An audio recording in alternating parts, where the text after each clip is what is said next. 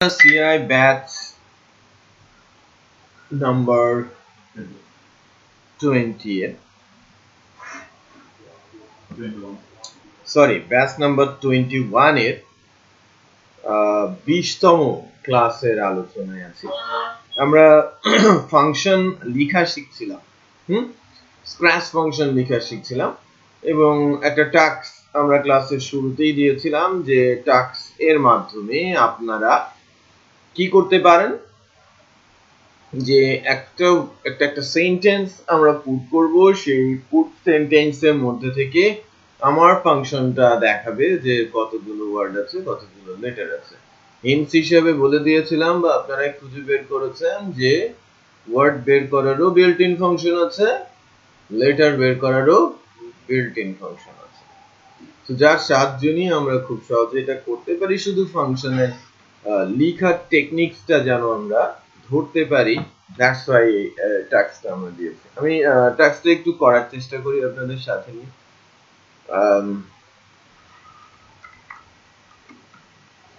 functions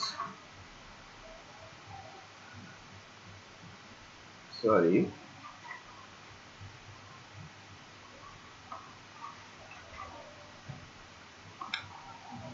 আমরা day 20 এর ভেতরে লিখি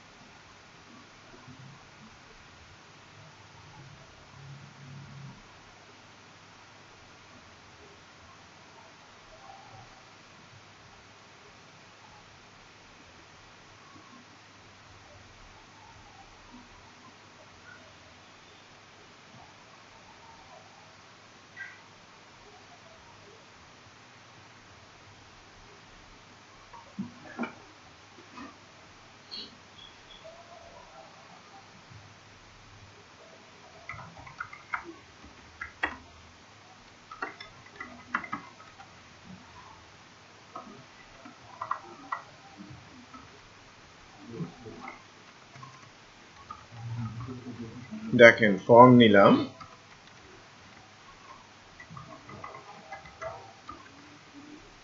টেবিল নিলাম টিআর নিলাম টিডি নিলাম ফর্মে কি থাকে action method post border 1 align center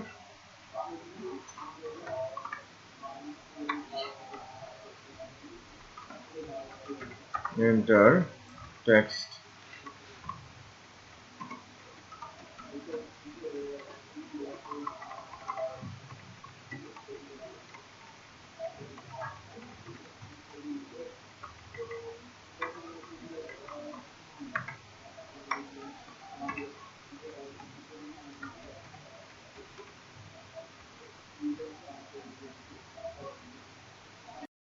আচ্ছা যেটা বলছিলাম দেখেন এখানে ইনপুট টাইপ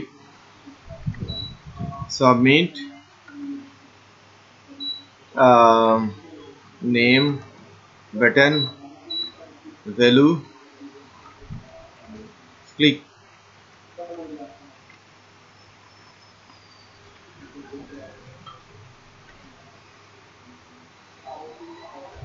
এই জায়গাটাতে আমাদের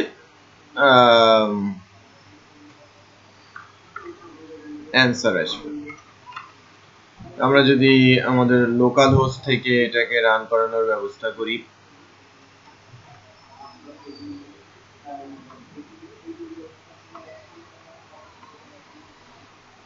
এই অবস্থা তাই না এলোমেলো সিচুয়েশন তৈরি হয়েছে।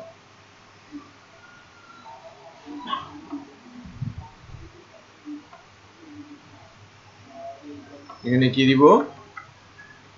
Input type text name given text, that's it.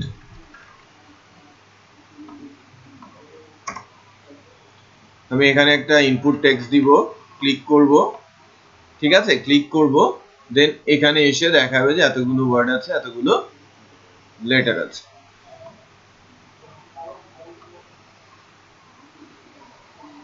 শুরুতেই যেহেতু আমরা মেথড পোস্ট ইউজ করছি, আমাকে যে কাজটা করে নিতে হবে, ইফ দিয়ে সেট করে নিতে হবে, তাই না? এটা আমরা বুঝি। set $_post index এর নাম হচ্ছে বাটন, ঠিক আছে?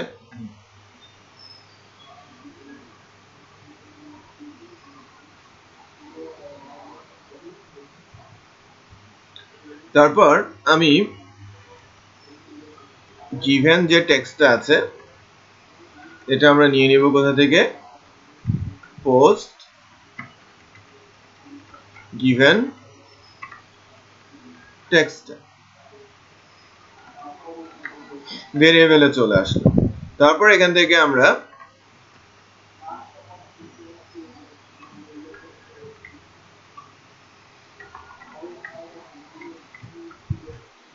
স্ট্রিং ক্যালকুলেটর, আমি একটা ফাংশন কল করলাম, যে ফাংশনটার নাম দিচ্ছি নিউ স্ট্রিং ক্যালকুলেটর বা স্ট্রিং ক্যালকুলেটর, ঠিক আছে? এই ফাংশনটা আমি এভাবে লেখার কারণ হচ্ছে যাতে এই নামে কোনো বিল্ট ইন ফাংশন না থাকে। সো এই স্ট্রিং ক্যালকুলেটর যে ফাংশনটা আছে, সেই স্ট্রিং ক্যালকুলেটর ফাংশনটাকে আমরা ডেফিনেশন দিব, রাইট? যদি ভিন্ন ফাইল হয় ভিন্ন ফাইলে, আর যদি ভিন্ন ফাইল না হয় ওই ফাইলের উপরের দিকে আমি ফাংশনের ডেফিনেশনটা দিচ্ছি।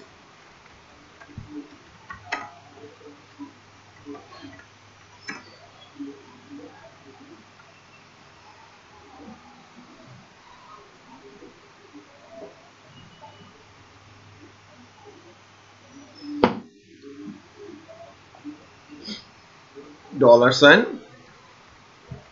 given text, তাই না? $, given text আমি বলছি, যেটা প্যারামিটার থেকে আসছে।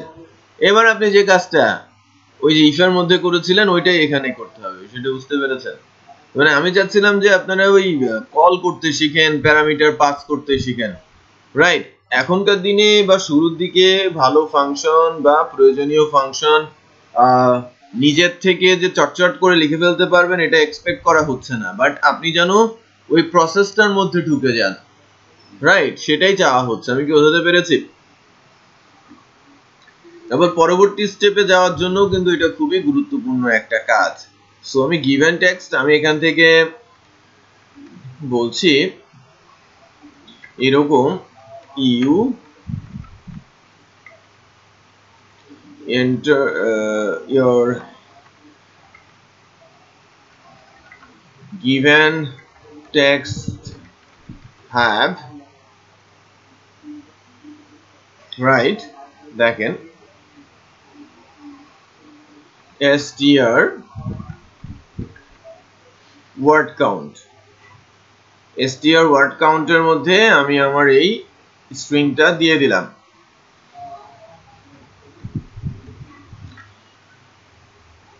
your given text have এতগুলো কি word and str len, str len এর মধ্যে আমি given text দিচ্ছি এতগুলো লেটার। বিষয়টা বুঝতে পেরেছেন? একটু খেয়াল করেন। আমি আমার স্ট্রিংটা কিভাবে বানালাম, জাস্ট এক লাইন, কিছুই না। Your given text have str word count, that means এতগুলো ওয়ার্ড, তার সাথে আমি এত ওয়ার্ড and এত letters,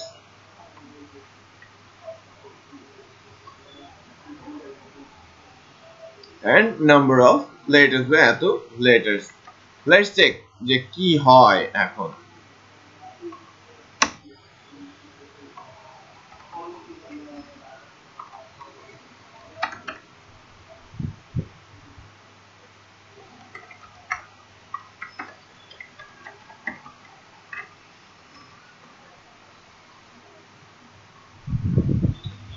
তোমাকে ওয়ার্নিং দিয়েছে undefined variable given text missing argument বলছে। দ্যাট মিন্স আমি যখন কল করেছি এই given টেক্সটটা প্যারামিটার দিয়ে পাস করি নাই। এটা যখন আমি পাস করি নাই, যখন আমি এটাকে রিসিভ করেছি তখনও সেটা পায় নাই, আবার এখানে যখন ইউজ করেছি তখনও সেটা পায় নাই। দ্যাটস ওয়াই প্রচুর এরর আসে। এররটা আমরা ফিক্স করছি। দেখেন, your given text have 4 word and 24 letters. So এটাকে যদি আরেকটু ঠিক করি,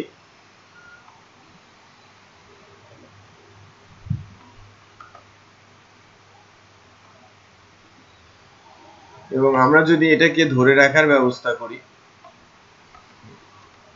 ধরে রাখা যায় না কিভাবে?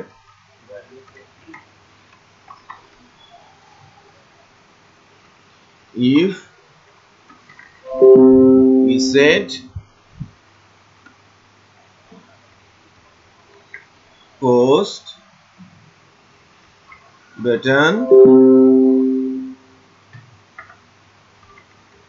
echo $_ post given _ text, এতটুকু লিখতে হলো কেন?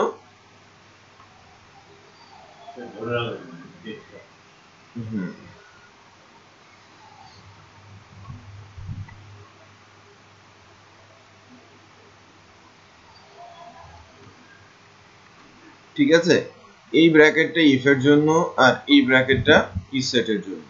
সো ইকো এক লাইনের হওয়াতে আমার কার্লি দরকার নেই। আর ইজ সেট দিয়ে দেওয়ার কারণ হচ্ছে প্রথমে যেন এরর না আসে।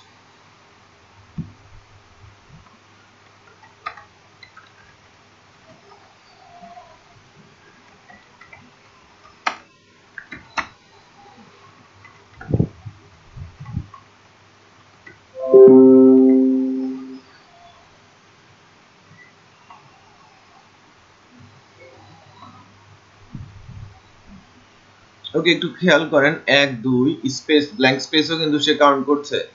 3 4 5 6 7 8 9 10 11 12 13 14 15 16 17 18 19 20 21 22 23 23টা ওয়ার্ড, লেটার আর 5টা ওয়ার্ড। ঠিক আছে, যে দেখেন given text have 5 word and 23 letters।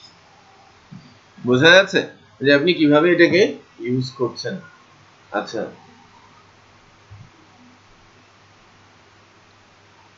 rand নামে একটা ফাংশন আছে, rand যে র্যান্ডম ভ্যালু জেনারেট করে, রাইট? যে র্যান্ডম ভ্যালু জেনারেট করে, মনে করেন আপনি 10,20 দিলেন, যখনই ফাংশনটা কল করবেন 10 থেকে 20 এর মধ্যে যে কোনো একটা ভ্যালু আপনাকে দিয়ে দেবে, এর বাইরে থেকে না, যে কোনো একটা 10 to 20 যে কোনো একটা ভ্যালু। আমি যদি দেই লাইক 50 53, তো 50 থেকে 53 এর মধ্যে যে কোনো একটা ভ্যালু আমাকে দেবে। আমি যদি 50 to 100 দেই, 50,100, সো 50 থেকে 100 এর মধ্যে যে কোনো একটা ভ্যালু দেবে। রেঞ্জ আপনি সেট করে দিতে পারেন, 5 লাখ থেকে 10 লাখ এর মধ্যে একটা ভ্যালু আপনি চাচ্ছেন, সেটাই রিটার্ন করবে। তো আমি চাচ্ছি যে ইনপুট থেকে দুইটা ভ্যালু দেব, তার ভেতর থেকে একটা ভ্যালু আমাকে রিটার্ন করবে। তার মানে প্যারামিটারটা আমি ইনপুট থেকে দিচ্ছি। এটার একটা ছোট্ট ফাংশন লিখি। আমার দুটো ইনপুট বক্স আছে, first parameter, second parameter. Like আমি লিখলাম 15, সেকেন্ড প্যারামিটার লিখলাম হচ্ছে 30, ক্লিক করলাম, এই 15 থেকে 30 এর মধ্যে যে কোনো একটা ভ্যালু আমাকে দেয়। এটা একটু করেন। আমরা যে র্যান্ড দিয়ে যে ফাংশনটা করতে বলেছিলাম তার একটা সলিউশন দিচ্ছি, নিউ অথবা র্যান্ড এক্সাম্পল।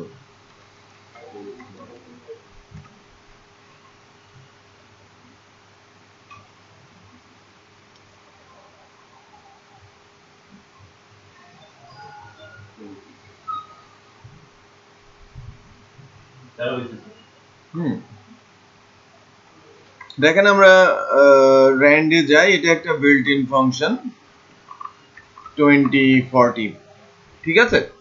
2040 তে দেখছেন আপনারা, দেখেন এটাকে যদি আমরা সেভ করে রান করাই,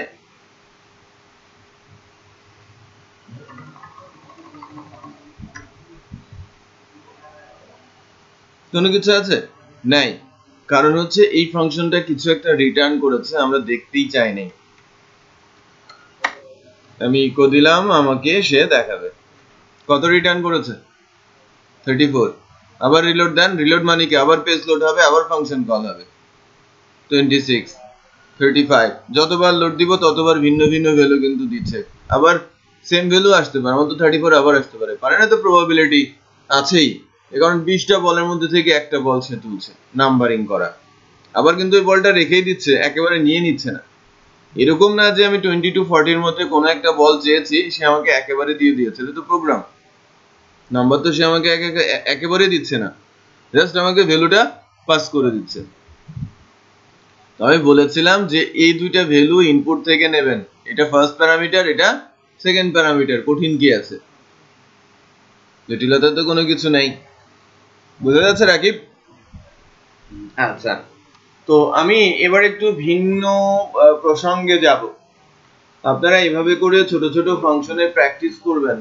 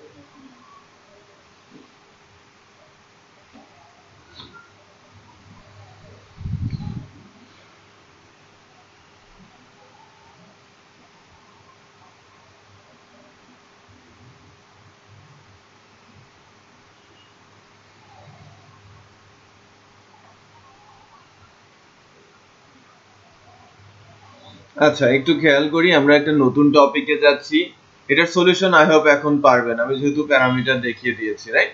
পারা যাবে না? গুড।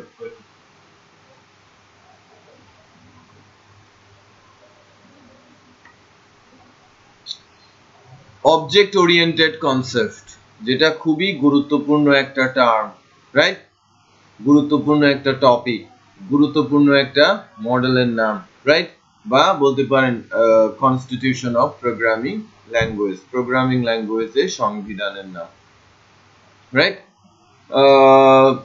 প্রোগ্রামিং ল্যাঙ্গুয়েজের এখনকার দিনে প্রোগ্রামিং ল্যাঙ্গুয়েজের যে নিয়ম কানুনগুলো তৈরি হচ্ছে তা সবই এই টার্মকে আবর্তন করেই, অবজেক্ট ওরিয়েন্টেড কনসেপ্ট, রাইট?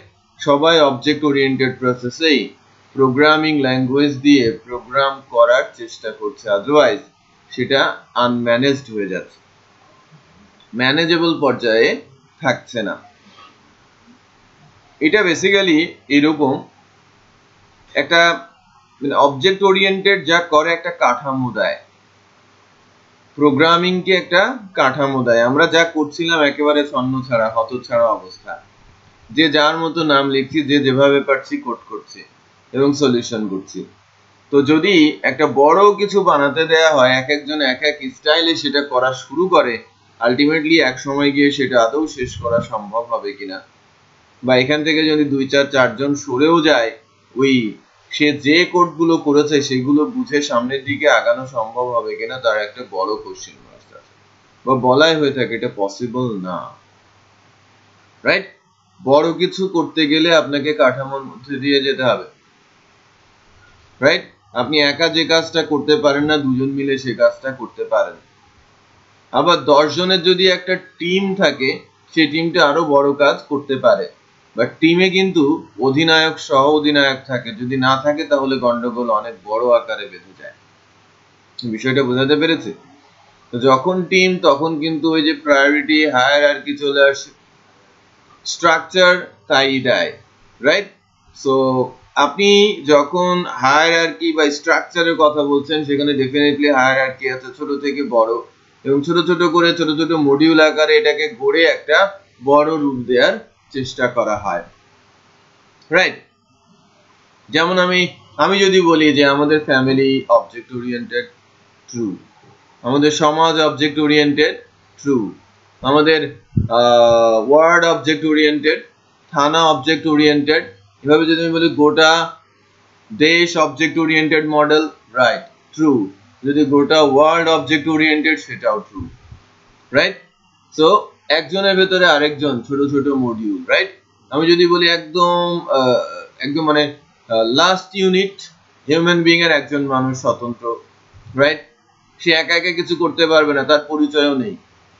একা কেউ যখন আছে তখন তার কি কোনো পরিচয় আছে? তার পরিচয় দেওয়ার জন্য তার ফ্যামিলি থাকতে হবে, দেন তাকে পরিচিত বলা যাবে। ফ্যামিলি, একটা ফ্যামিলি উইদাউট সমাজ বা উইদাউট সোসাইটি সে কখনোই টিকতে পারবে না, রাইট? সমাজের প্রয়োজন। সমাজ থেকে কি ওয়ার্ড, আমাদের দেশীয় কনসেপ্টে, তাই না? ওয়ার্ড থেকে থানা, থানা থেকে জেলা, জেলা থেকে কি বিভাগ, বিভাগ থেকে দেশ। বোঝা যাচ্ছে?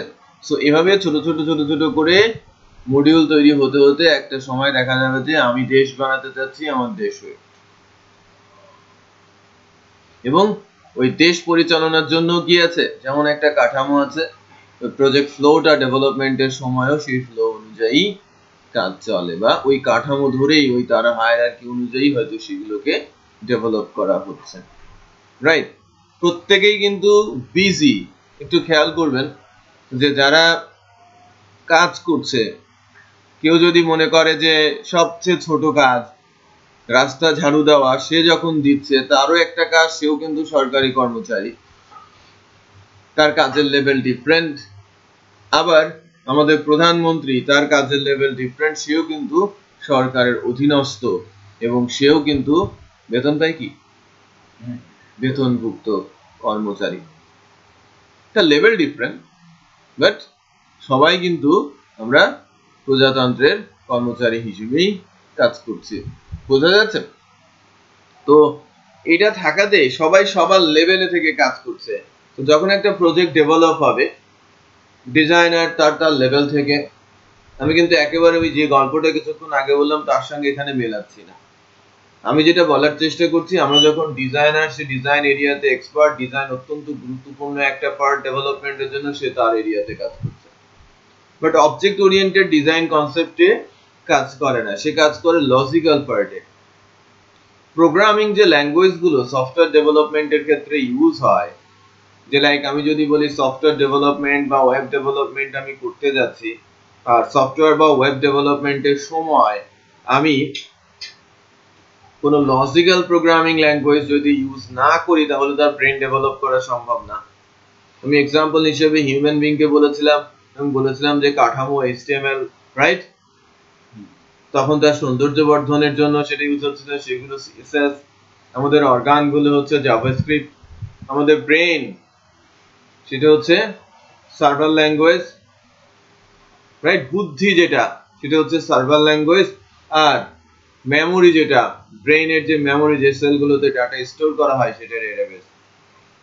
ঠিক এরকম যখনই কোনো সফটওয়্যার আমরা ডেভেলপ করতে যাব, সফটওয়্যার যে লজিক্যাল পার্টগুলো থাকবে সেটা সার্ভার ল্যাঙ্গুয়েজ দিয়ে হবে। আর ওই জায়গাটা যদি আমরা খুব ভালোভাবে কন্ট্রোল না করি, তাহলে ওই যে তার ছেড়া পাগলের মতো হয়ে যাবে সবকিছু। যেমন ব্রেন, একটু খেয়াল করবেন, হাত পা একটা ছুটে গেলেও কিন্তু তেমন কোনো প্রবলেম হয় না। আর ব্রেন থেকে একটা তার ছুটে গেলে কিন্তু সে ঘুমোতে পারে না, সে কাপড় পরে না, সে ঠিক মতো খায় না, কথা ঠিক মতো বলতে পারে না। বিষয়টা বুঝতে পেরেছেন? একেবারে আনইউজড হয়ে যায়। ক্লিয়ার? সো এই লজিক্যাল পার্টটা অত্যন্ত গুরুত্বপূর্ণ, আর ওই গুরুত্বপূর্ণ পার্টটা যেন অ্যাবনর্মাল না হয়, দেখে যেন সঠিকভাবে কন্ট্রোল করা যায়, সঠিকভাবে ম্যানেজ করা যায় এবং ডেভেলপ করা যায়, এবং সাথে সাথে নার্সিংও করা যায়, সেক্ষেত্রে ওখানে অত্যন্ত গুরুত্বপূর্ণ এবং সলিড একটা কাঠামো ইমপ্লিমেন্ট করতে হয়। সেটাই বেসিক্যালি কি অবজেক্ট ওরিয়েন্টেড মডেল প্রোগ্রামিং এ, যা এসেছে 1980-র দশকে এবং যা নিয়ে এসেছে মাইক্রোসফট। মডেলটা নিয়ে এসেছে মাইক্রোসফট ফার্স্ট, বাট এটাকে কমপ্লিট করেছে Oracle, is a Sun Java company, right? পুরোপুরি অবজেক্ট ওরিয়েন্টেড ডেটাবেস যেটা ওরাকল তৈরি করেছে। আর ফার্স্টের দিকে অবজেক্ট ওরিয়েন্টেড কনসেপ্ট .NET প্ল্যাটফর্মে ভিজুয়াল বেসিক, ভিজুয়াল C++ যে ল্যাঙ্গুয়েজ গুলো, সেগুলো কিন্তু অবজেক্ট ওরিয়েন্টেড ওখান থেকেই শুরু হয়েছে। বাট এরপর থেকে মোটামুটি সকল ল্যাঙ্গুয়েজই এই মডেলটা ফলো করছে, এবং এটা দিয়েই কিন্তু তারা পরবর্তী স্টেপের দিকে যাওয়ার চেষ্টা করছে। বাইরে তেমন কোনো মডেল বা স্পেসিফিক কোনো প্রোগ্রামিং মডেল কিন্তু এখনো দাঁড়ায় নেই।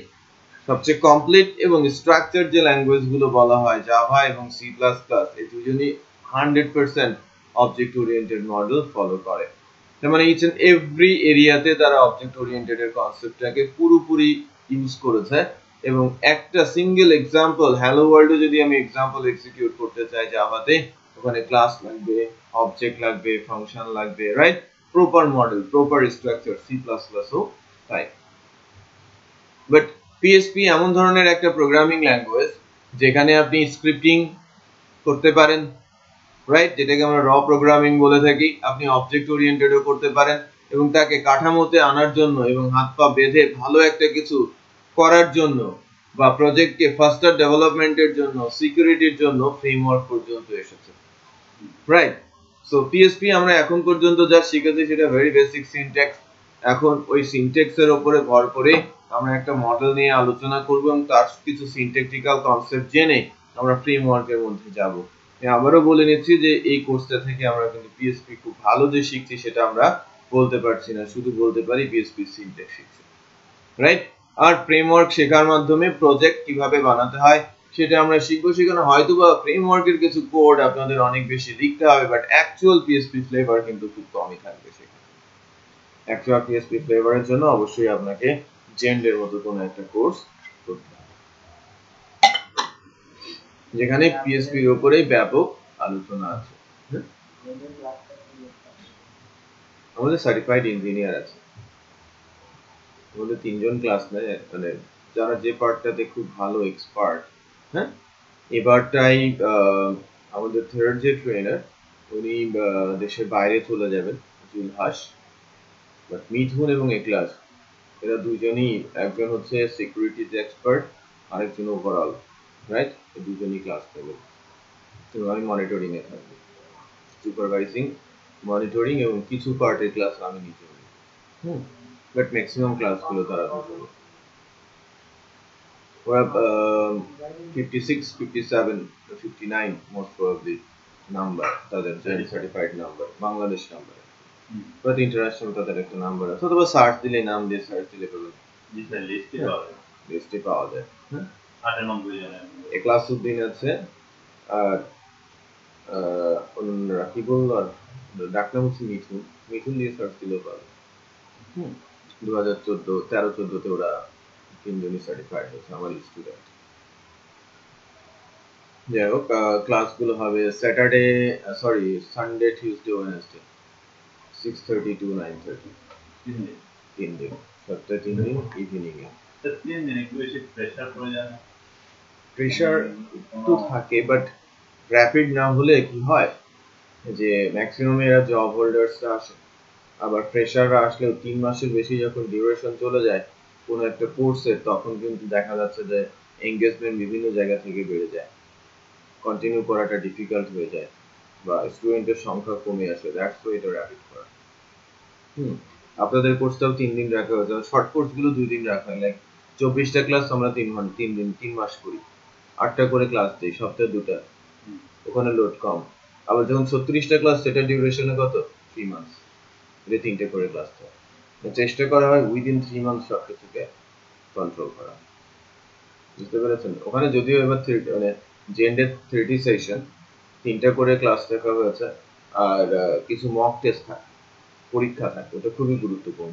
এই কারণে 15 দিন হাতে রাখে, পরীক্ষার আগে দু একটা করে গ্যাপ দেওয়া, 6টা সেশন গ্যাপ পায় না যদি পরীক্ষা হয়।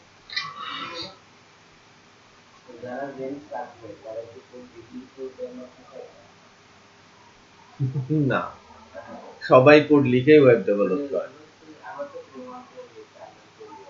তারাও ফ্রেমওয়ার্কই করে। বাট আপনি শুধু ফ্রেমওয়ার্কে যখন করবেন, এরকম না যে ফ্রেমওয়ার্ক আপনাকে সব কোড করে দেবে। ক্লাস আছে, মানে ফ্রেমওয়ার্ক আপনাকে সব কোড করে দেবে না, আমি বুঝতে পেরেছি। আপনাকে কোনো প্রজেক্ট যখন করতে হবে, 90% কোড আপনাকেই লিখতে হবে। কোনো প্রজেক্টের 10% কোডের সাহায্য হয়তো সেখান থেকে আপনি পেতে পারেন, তার মানে ওখানে লাইব্রেরিতে করা আছে, আপনি সেটা ইউজ করছেন, নাথিং এলস। বাট এখানে আপনি তার স্ট্রাকচার অনুযায়ী কোড লিখবেন। ওখানে যেরকম 10 লাইনে একটা কাজ হতো, এখানে হয়তো 5 লাইন লিখে ওই কাজটা হবে, কারণ বিহাইন্ডে তারা হেল্পিং এর জন্য সেই কোডগুলো দিয়ে রেখেছে। আপনাকে যে হাত পা বেঁধেছে, আপনাকে যদি সুবিধা না দেয়, আপনি তো থাকবেন না। আপনি ধরেন ফ্রিল্যান্সিং করেন, রাইট? আপনি ফ্রিল্যান্সিং করেন এবং যখন ইচ্ছা তখন করেন। আপনি যদি 20,000 টাকা ইনকাম করেন, আপনি 20,000 টাকা জবে আসতে যাবেন 9টা থেকে 6টা? Definitely not. বাট আস্তে আস্তে যদি মনে করেন যে না, আমার সুযোগ সুবিধা কমে আসছে, ফ্রিল্যান্সিং যে কোনো সময় বন্ধ হয়ে যেতে পারে, আমার অ্যাকাউন্টটা যে কোনো সময় সাসপেন্ড হতে পারে, আপনি ভয়ে আছেন, রাইট? তার মানে কি আমার সাইটটা রিস্কে থাকবে যখন র কোড করা হচ্ছে। আমি ওই লেভেলের ডেভেলপার না যে লেভেল থেকে আমি আমার সাইটটাকে ওই পার্টিকুলার লেভেলে সিকিউর করতে পারবো। আমি যখন ফ্রেশার, আমার সাইটে যে কেউ আমাকে আমার সাইট ব্রেক করে দিতে পারে, আমি যে লেভেলে কোড করি, ফর এক্সাম্পল, রাইট? আপনারা যখন প্রথমে কোড শিখবেন, হয়তো র কোড শেখানো হলো, আপনি করলেন, এবং একটা যে লেভেল পর্যন্ত শেখানো হলো, ওই লেভেলটা আপনি ইমপ্লিমেন্ট করে একটা সুন্দর করে সাইট বানালেন, বাট যে কেউ চাইলে আপনার সাইটটাকে ব্রেক করে দিতে পারে, কারণ আপনার সে ধরনের এক্সপেরিয়েন্স নেই, সিকিউরিটি নিয়ে পড়া নেই, বা সিকিউরিটি ইমপ্লিমেন্ট করাও নেই, রাইট? বাট সিকিউরিটি সম্পর্কে ধারণাও নেই আপনার, যে পিএইচপি দিয়ে কিভাবে সিকিউরিটি এনশিওর করা যায়, তার লিমিটেশন কোথায় কোথায় আছে। ফ্রেমওয়ার্ক আসলে সেটা কি হবে, আপনার ধারণা থাকুক আর না থাকুক, ফ্রেমওয়ার্ক নিজের সিকিউরিটি নিজেই দিয়ে রেখেছে, তার জন্য, তার নিজের জন্য। বেনিফিট গুলো কোথায়, রাইট? এখানে। তো তারাও আমাদের মতোই কোডার, বাট তাদের স্কিলটা, পিএইচপি নলেজটা much more better than us, right? তারা কোনো প্রবলেম যদি আমরা সলভ করতে যাই, আমাদের 4 ঘন্টা লাগবে, তাদের 2 ঘন্টা লাগবে, রাইট? অথবা কোনো প্রবলেম আমরা সলভ করতেই পারবো না, তারা সলভ করে সেটা বসে আছে। মানে তাদের নলেজটাকে ওই লেভেলে নিয়ে যাওয়া হয়, পিএইচপি ডেপথ বিষয়গুলো, পিএইচপি কোর যে জিনিসগুলো, এগুলো সুন্দর করে ইমপ্লিমেন্ট করো। যদি সার্টিফাইড হতে চাই ডেফিনেটলি পড়াশোনা করে জেনেই সার্টিফাইড হতে হবে। বুঝতে পেরেছি? জেনে শিখেই লজিক ক্লিয়ার করেই তাকে যেতে হবে। যখন লজিক ক্লিয়ার তখন আপনার আউটপুট হবে অন্যদের চাইতে ডিফারেন্ট। দ্যাটস ওয়াই সফটওয়্যার কোম্পানিগুলো যখন কোনো সার্টিফিকেশন দেখে চেন ডে বিশেষ করে পিএসপি ট্র্যাকে সে কোন সাবজেক্টে পড়েছে, কোথায় পড়েছে, কি পড়েছে, রাইট? এটা তারা দেখেও না। শুধু সার্টিফিকেট নিয়ে ওয়েব আইডিটা নিয়ে যদি আপনি কোনো কোম্পানিতে সিভি ড্রপ করেন বা আমরাই যদি ফরওয়ার্ড করি ফার্স্ট স্যালারি 30,000 মিনিমাম, এবং আপনার স্কিলের উপর বেস করে প্রতি 6 মাস সেটা রিভাইজ হবে। নর্মালি যেটা হয়ে থাকে একজন জুনিয়র ডেভেলপার ফ্রেশ গ্রাজুয়েট যখন কোনো কোম্পানিতে ঢোকে 12,000, হ্যাঁ, সেখানে একজন জেন সার্টিফাইড ইঞ্জিনিয়ার ঢোকে 30,000। যদি কোনো কোম্পানি মিডিওকর হয় 15,000 দিয়ে ঢোকায়, তখন ওই মিডিওকর বড় কোম্পানিগুলো জেন সার্টিফাইড ইঞ্জিনিয়ার নিয়ে ওটা 35 থেকে 40 দিয়ে স্টার্ট করে। একজন নর্মাল ডেভেলপার সে 15 দিয়েও যদি শুরু করে আফটার 3 ইয়ার্স তার স্যালারি হবে 50, আর Zend certified engineer after 3 years তার স্যালারি হবে 1 লাখ মিনিমাম। আমাদের ডিমান্ড এত বেশি যে বড় কোম্পানিগুলো অলওয়েজ তারা টোপ দিয়ে রাখে যে ওখান থেকে আসো আমার কাছে আসো, এই সুবিধা দিব সেই সুবিধা দিব। বুঝতে পেরেছি? আবার এরকমও আছে যে আমাদের কাছ থেকে আমরা বিশেষ করে ফার্স্ট ব্যাচে সেটা পারি নাই, সেকেন্ড ব্যাচ বিভিন্ন কোম্পানি আমাদের নাম জেনেছে যে আমরা জেন সার্টিফাইড কোর্স করাচ্ছে। আমাদের কাছ থেকে এত বেশি রিকোয়েস্ট আছে যে আমাদের যদি ব্যাচের স্টুডেন্ট 20ও হয় এবং লাস্ট সেশন পর্যন্ত 20 স্টুডেন্টই ধরে থাকে যে সবাই কমপ্লিট করেছে, সবার জন্য জবের ব্যবস্থা আছে। তারা বলেছে যে তারা যদি জেন সার্টিফিকেশন কোর্স করে সার্টিফাইড না হতে পারলেও তাদের লেভেলটা যারা নরমালি যায় তাদের থেকে মাস বেটার। দ্যাটস ওয়াই তারা নিয়ে নেওয়ার জন্য আমাদের অলরেডি আমাদের সাথে চুক্তিবদ্ধ আছে। সো আমরা অফারিং এই যাচ্ছি যে সেকেন্ড ব্যাচ থেকে যারা সার্টিফিকেশন কোর্স করবে এবং কমপ্লিট করবে সাকসেসফুলি, ডেফিনেটলি সবাই তো তাই চায় না যে কোর্স যখন করতে আসে আমি সাকসেসফুলি কমপ্লিট করব। সাকসেসফুলি কমপ্লিট করলে তাকে আমরা সার্টিফিকেশন কিন্তু পরের জিনিস, আমরা সার্টিফিকেশনের কথা কিন্তু বলছি না, কোর্সটা সাকসেসফুলি কমপ্লিট করা। যেমন আপনাদের সাথে কোর্স শুরু করেছিল 5 জন, আপনারা টোটাল 5 জন, 2 জন কিন্তু নাই, তাই না? সো তারা কিন্তু সাকসেসফুলি কমপ্লিট করে, কোর্স শেষ হলে কি তারা কমপ্লিট করেছে? No, right? সো কোঅর্ডিনেটরে পরে আমাদের যদি বলি যে কোঅর্ডিনেটরে আরো 10 জন জয়েন করবে আপনাদের সাথে, আমাদের কোর্সের স্টুডেন্ট হবে 15 জন, রাইট? কোঅর্ডিনেটরে 10 জন এবং আগেকার 5 জন, টোটাল 15 জনের কোর্সের স্টুডেন্ট যদি ফাইনালি গিয়ে থাকে হচ্ছে লাইক 10 জন, তাহলে আমরা সাকসেসফুল স্টুডেন্ট বলবো কতজন? 10 জন। ওই 5 জন কিন্তু আমার সাকসেসফুল স্টুডেন্ট না যারা ঝরে গেছে। বুঝতে পেরেছি? সো যখন আমরা ব্যাচ সাইজ বলছি, ব্যাচের স্টুডেন্টরা সাকসেসফুলি শেষ করলে তাদের প্রত্যেকের জন্য জবের একটা অপরচুনিটিস থাকবে এবং যার স্কিল যে লেভেলে সেই অনুযায়ী প্রায়োরিটি অনুযায়ী আমরা কোম্পানিগুলোতে রেখে পাবো। ঠিক আছে? স্যার এই কোর্সে ভর্তি হওয়ার কি কোনো প্রি রিকুইজিট আছে নাকি? এই যে বেসিকটা থাকা দরকার আছে, যেটা আরো 2টা ক্লাস পর্যন্ত হবে। ওই যে অবজেক্ট ওরিয়েন্টেড বেসিকটা শুরু করেছে, ওখানে আমরা যেখানে এই কোর্সে 2 দিন মাত্র অবজেক্ট ওরিয়েন্টেড পাবো, ওখানে 8টা ক্লাস হবে 3 আওয়ার্স করে শুধুই অবজেক্ট ওরিয়েন্টেড। বেসিক যে সিনথেটিক আলোচনাগুলো আমরা করেছি 5-6টা ক্লাস নিয়ে, ওখানে সেটা হবে একটা ক্লাস, বা ট্রেনার হয়তো সেটা না দেখিয়ে স্কিপ করে স্টপ করবে।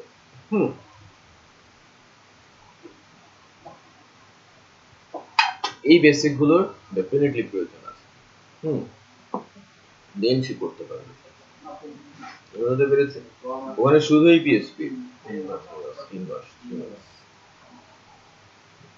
স্যার 3 মাসে কি পসিবল নাকি সেলফ স্টাডির জন্য আরো কয়েক মাস দরকার? আরো 3 মাস, আমরা 6 মাস বলি সার্টিফিকেশন।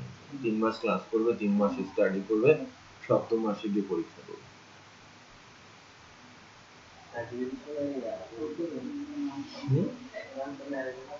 অনলাইন এক্সাম অনলাইন, ওখানকার আলাদা ফি আছে, $200 ফি, 17,000 টাকা মতো। আমাদের চুক্তি আছে IBCS প্রাইমেক্স এর সাথে, ওখানে একটা সেন্টার, তো আমরা আমাদের স্টুডেন্টদের ওখানে পাঠাই, ওখানে রেজিস্ট্রেশন করে, দেন ওখান থেকে করি।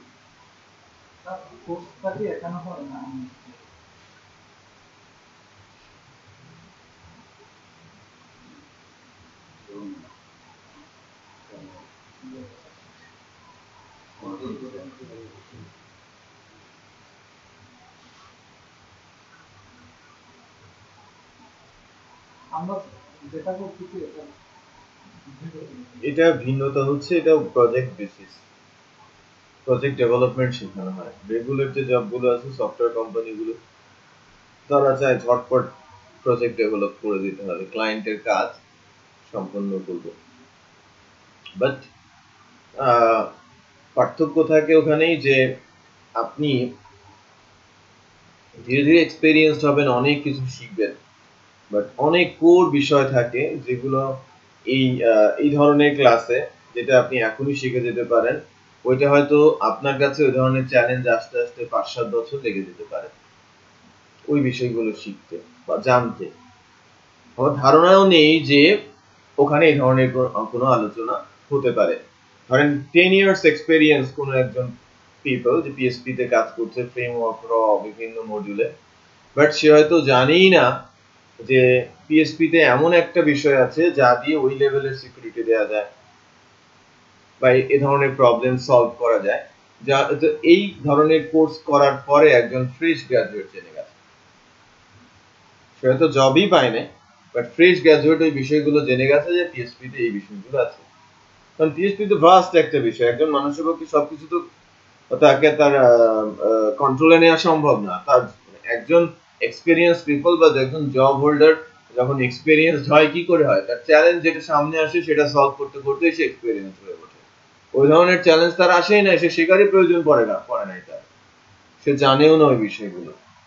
বাট জেন যা করেছে যে PHP সকল স্ট্রং এবং উইক পয়েন্ট গুলোকে ফাইন্ড আউট করে সুন্দর একটা প্রসেস দাঁড় করেছে যে এইটুকু যারা জানবে তারা PHP এর উইকনেসও জানবে, PHP এর স্ট্রেংথও জানবে, এবং স্ট্রেংথ জেনে উইকনেসটাকে কভার আপ করার চেষ্টা করবে।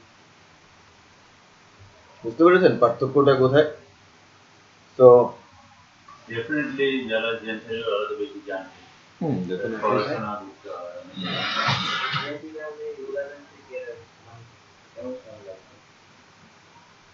বেসিক্যালি কোনো একটা ফ্রেমওয়ার্ক যদি জানা থাকে, আপনাকে শুধু একটা ফ্রেমওয়ার্ক জানলেই তো আপনি সেফ সেটা কিন্তু আপনি বলতে পারেন না। আপনি শিখছেন কোডিগনেটর, বাট আপনি যে কোম্পানিতে সুযোগ পেয়েছেন সেই কোম্পানি এখন তার কারেন্টলি জব হচ্ছে ল্যারাভেল, তার কাজ সে কি এরকম করবে যে আমি কোডিগনেটরে কাজ করি বলে আমি ল্যারাভেল দিয়ে একটা ক্লায়েন্ট প্রজেক্ট করাতে চাচ্ছে, আমি করব না, আমার কোম্পানি এই কাজ করে না, এরকম কথা বলবে? কোম্পানি কাজ নেবে এবং এটা ল্যারাভেল দিয়েই করতে বলবে, রাইট? তো কেউ যদি কোডিগনেটর ফ্রেমওয়ার্ক জানে, তার জন্য ল্যারাভেল ফ্রেমওয়ার্ক শেখাটা কঠিন কাজ না। আবার যদি কেউ ল্যারাভেল ফ্রেমওয়ার্ক জানে, তার জন্য কোডিগনেটর ফ্রেমওয়ার্কে বা সিম্ফনি বা জেন্ট ফ্রেমওয়ার্কে কাজ করাটা কঠিন না। শিখতে হবে ডেফিনেটলি, বাট খুব অল্প সময় নেবে সেখানে। ক্লিয়ার? সো আপনি আজকে কোডিগনেটর শিখে যাচ্ছেন, আর আপনি শুরুর জবটাই হয়তো আপনি ল্যারাভেল দিয়ে করবেন, অথবা কোডিগনেটরের কোনো প্রজেক্টই লাইফ টাইমে আর করলেন না, বাট আপনি ফ্রেমওয়ার্ক শিখেছেন কি শুরুতেই? কোডিগনেটর, যা আপনাকে অন্যান্য ফ্রেমওয়ার্ক শিখতে অনেক বেশি সাহায্য করবে। সেটা বোঝা যাচ্ছে? তো আপনাকে অলওয়েজ লার্নিং স্টেজেই থাকতে হবে, শিখতেই হবে প্রতিনিয়ত। একটু খেয়াল করে দেখবেন যে যখনই 2-1 বছর 2-3 বছরের জন্য জব এক্সপেরিয়েন্সের কোনো লোক চাওয়া হয়, কত লম্বা একটা লিস্ট থাকে, ওইটা দিয়ে অনেকেই হাসাহাসি করে, হয়তো ঠিক মতো আমরা বুঝি না এই কারণে। সো বিডি জবসে যদি যান, দেখবেন যেন কেক জানতে হবে, কোডিগনেটর জানতে হবে, ল্যারাভেল জানতে হবে, সিম্ফনি জানতে হবে, ওয়াই জানতে হবে, জেন্ট ফ্রেমওয়ার্ক জানতে হবে, কমা দিয়ে। কিন্তু বুঝতে পেরেছেন? এক্সপেরিয়েন্স অন এভাবে লেখা থাকে, মানে যে কোনো একটাই থাকলে ওটাও অ্যাকসেপ্টেবল, বাট যদি কেউ যদি তিনটা জেনে তিনটাতে কাজ করে থাকে, তার মানে কি সে আমার চেয়ে বেশি জানে, আমি দুইটাতে কাজ করেছি, আমি তার চেয়ে একটু কম জানি, আমি কি ওই বাকি চারটা শিখতে পারবো না বা করতে পারবো না? এরকম না, আমি করতে পারবো। আমার হয়তো 15 দিন সময় লাগবে, ওই কোম্পানির ওই 15 দিন সময় নেই আমাকে দেওয়ার পর। তারাও জানে যে কোনো একজন লোক 2 বছর কোনো একটা কোম্পানিতে একটা পার্টিকুলার ফ্রেমওয়ার্কে কাজ করে এসেছে, আমি তাকে ভিন্ন ফ্রেমওয়ার্ক দিচ্ছি, তার ওটা শিখতে 15 দিনের বেশি লাগবে। তারপরেও অন্যজন তার জায়গায় অ্যাপয়েন্টেড হতে পারে, কারণ তার ওই এক্স নামে ফ্রেমওয়ার্কটা জানা আছে। That's why. যদি আমি তার চেয়ে বেশি ক্যালিবার শো করতে পারি যে আমার স্কিল তার চেয়ে ভালো, কোম্পানির যদি গুড এনাফ টাইম থাকে যে না আমি একে ইউজ করতে পারবো, তখন আমাকে সে রিক্রুট করবে। বুঝতে পেরেছেন? একটা বিষয় ক্লিয়ার করে দেই, সকল framework object oriented model follow করে। সার্টিফাইড ইঞ্জিনিয়ার হতে হলে একটা টপিকও আপনি বাদ দিতে পারবেন না। সবচেয়ে বেশি কোশ্চেন যে টপিক থেকে আসবে সেটাও কি? Object oriented, right? So programming এর মোস্ট ইম্পর্টেন্ট যে পার্টটা, সেটা কি? অবজেক্ট ওরিয়েন্টেড মডেল সম্পর্কে ক্লিয়ার কনসেপ্ট ডেভেলপ করা, রাইট? আপনি যখন একটা কনসেপ্ট নিয়ে আগানোর চেষ্টা করবেন, ওই ক্লিয়ার কনসেপ্ট নিয়ে যখন আপনি সামনের দিকে যাবেন, দেখবেন যেন তার রিলেটেড বা রিলেভেন্ট বিষয়গুলো আপনার কাছে কঠিন মনে হচ্ছে না। আপনারা চোখ বন্ধ করে কিন্তু আপনি আপনার ফ্যামিলির কাঠামো বলে দিতে পারেন, ইভেন বাংলাদেশ সরকারের কাঠামো পর্যন্ত আপনি নখদর্পণে আছে আপনার, রাইট? আর কাঠামো আছে বলেই আমি হাত দিতে পারি সঠিক জায়গাতে। আর আমার প্রজেক্টটাও যদি ওইরকম কাঠামো অনুযায়ী হয়, রাইট? মনে করেন ওই কিছুদিন আগে একটা ইনসিডেন্স হলো, ডিসি ইওনো নাকি কাকে যেন জেলে পাঠালো তার নির্দেশে, সঙ্গে সঙ্গে সেটা কিন্তু হাত দিয়ে ওটাকে কন্ট্রোল করা গেল। এরকম যদি হতো সব খুঁজে খেজে হাতড়াতে হচ্ছে, তখন কিন্তু এত দ্রুত অ্যাকশন এক্সিকিউট করা সম্ভব ছিল না, যেটা 2 ঘন্টার মধ্যে সুরা হয়ে গেছে, রাইট? বাট যদি এরকম হতো যে কোথা থেকে আসছে, কি হলো, আমাকে খুঁজে টেনে বের করতে হবে, একটু হিসেব করান তো, চিঠি চালাচালি যদি সরকারি পর্যায়ে শুরু হয়, এই জীবনে সামনে কিনা? যেটা বুঝতে পেরেছেন? ওই লোকের মিনিমাম 3 মাস হাজত খাটতে হতো যদি স্ট্রাকচার সেখানে না থাকতো, তার যদি পদবি না থাকতো, হ্যাঁ, আর ওই পদবীর কোথায় কাজ সেটা যদি না জানা থাকতো, কারা এই কাজগুলো করেছে তাদের যদি কোনো পদবি না থাকতো, তাদের যদি কোনো স্ট্রাকচার না থাকতো, অথবা একটা বিষয় মনেই করে নেন যে ঢাকা শহরে যত মানুষ আছে, যার ইচ্ছা যেখানে থাকবে, যার ইচ্ছা সেখানে খাবে, এই ঢাকা শহর কয়দিন চলত? একদিনও চলতো? পসিবল? কাঠামো আছে বলেই সবকিছু কিন্তু টিকে আছে এবং সঠিকভাবে চলছে। 3 কোটি বা 2 কোটি বা কারো কথায় 2.5 কোটি লোকের ঢাকা শহরে 2.5 লক্ষ পুলিশও নেই। না, বাংলাদেশের টোটাল পুলিশের সংখ্যায় মনে হয় 2.5 লক্ষ। এটা বোঝা যাচ্ছে কন্ট্রোল করা কি আদৌ সম্ভব ছিল? সম্ভব ছিল না, রাইট? সো যেখানেই শৃঙ্খলা সেখানেই অনেক বেশি র্যাঙ্কিং, আর অনেক বেশি র্যাঙ্কিং এর মধ্যে অনেক বেশি স্ট্রিক্ট রুলস, সেখানে কিন্তু শৃঙ্খলা আছে। সেনাবাহিনীতে শৃঙ্খলা ব্যবস্থা আছে না? কোনো প্রচুর র্যাঙ্কিং, এবং প্রত্যেকেই প্রত্যেকের র্যাঙ্ক অনুযায়ী সম্মান করে, আদব কায়দা মেনে চলে, দেন তারা কিন্তু সুশৃঙ্খল বলা হয়, তাই না? হ্যাঁ, তো আমাকে যদি এই জায়গায় সুশৃঙ্খল পরিবেশ তৈরি করতে হয়, আমাকেও কিন্তু একটি স্ট্রাকচারের মধ্যে আসতে হবে, আদারওয়াইজ আমি কিন্তু হারিয়ে যাব, রাইট? সাগরে পড়ে যাব। সাগর কি? কোডের সাগরে, খুঁজে পাবেন না কোনো কিছুই। সো ঠিক মতো কোনো কিছুই সমাধান করা সম্ভব হবে না। বোঝা যাচ্ছে? তো আমরা যখন ইউনিভার্সিটিতে পড়ছিলাম বা পড়ছিলাম, তখন অবজেক্ট ওরিয়েন্টেড সম্পর্কে কেউ যখন একটা এক্সাম্পল দিচ্ছিল, কোন একজন টিচার, সো ঠিক এরকম এক্সাম্পল দিচ্ছিল। অবজেক্ট ওরিয়েন্টেডটা হচ্ছে এরকম যে তুমি বাসায় আছো, অবজেক্ট ওরিয়েন্টেড, আর তুমি র প্রসেসে আছো, তুমি কোথায় আছো? মেসে বা হোস্টেলে আছো। তোমার লাইফ, হোস্টেল লাইফ, মেস বা হোস্টেল লাইফ হচ্ছে র, আর ফ্যামিলি লাইফটি হচ্ছে অবজেক্ট ওরিয়েন্টেড, রাইট? আপনি যখন মেসে হোস্টেলে আছেন, আপনাকে ঠেকাই কে? আপনি যা ইচ্ছে তাই করছেন, যা ইচ্ছে তাই যেখানে সেখানে রাখছেন, আবার খোঁজার সময় সেটা আবার উলট পালট করে ফেলছেন সবকিছু, এবং আলটিমেটলি সপ্তাহ শেষে আর কোনো কিছুই খুঁজে পাওয়া যখন যাচ্ছে না, তখন রাগবাগ করে আবার সব এক জায়গায় করে গুছিয়ে রাখার চেষ্টা করছেন এবং বহু সময় আপনি নষ্ট করছেন। দুদিন পরে আবার এলোমেলো অবস্থায় চলে যাচ্ছে। বাট ফ্যামিলি বাসাতে যখন আছেন সব কিন্তু গুছিয়ে রাখা আছে, কোনটা কোথায় থাকবে সেটা আগে থেকেই নির্ধারিত। কে কোন রুমে ঘুমাবে, কে কোথায় বসবে খাওয়ার সময়, কে কোন প্লেট ইউজ করবে, রাইট, সেটাও কিন্তু নির্দিষ্ট। সো যদি এরকম হয় যে পিদুষের প্লেট ফুটো হয়ে গেছে, বা কেউ যদি বলে যে প্লেট ফুটো হয়ে গেছে, আর যদি স্পেসিফিক ভাবে বলে যে পিদুষের প্লেট ফুটো হয়ে গেছে, ডেফিনেটলি পার্থক্য আছে, তাই না?